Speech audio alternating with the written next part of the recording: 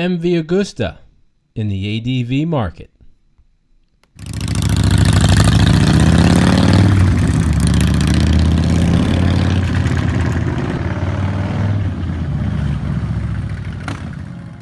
The Lucky Explorer name that graced rally replica versions of the old Cagiva Elephant, and showing near production prototypes for not one but two new models that will use the title.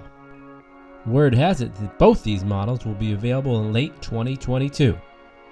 While the brand's decision to enter the adventure market comes as no surprise, MV Agusta has been open about its intentions for some time.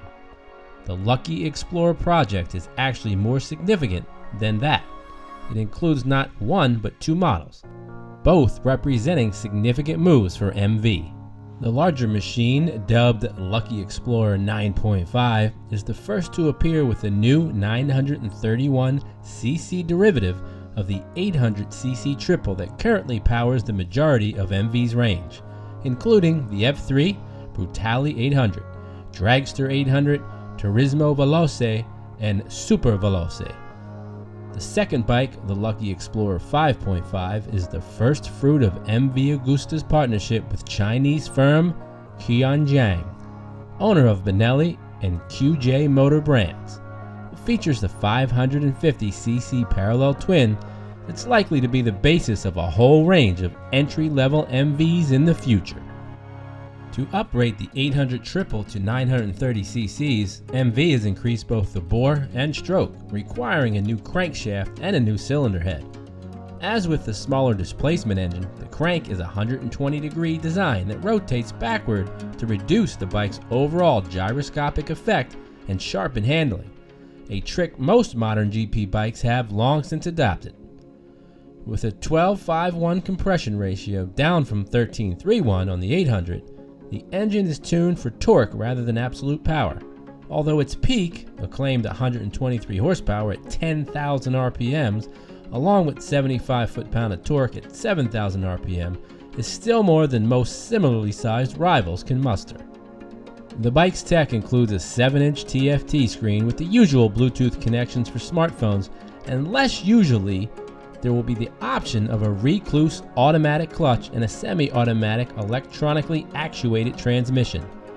Given the high proportion of Honda Africa twins sold with the firm's DCT semi-auto, it's probably a smart move.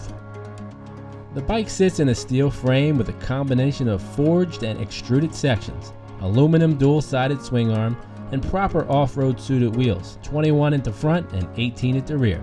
A fairly long wheelbase between them. Now, if the 9.5 is not for you, let's look at the Lucky Explorer 5.5, a bike that MV says has been developed in close collaboration with QJ in China.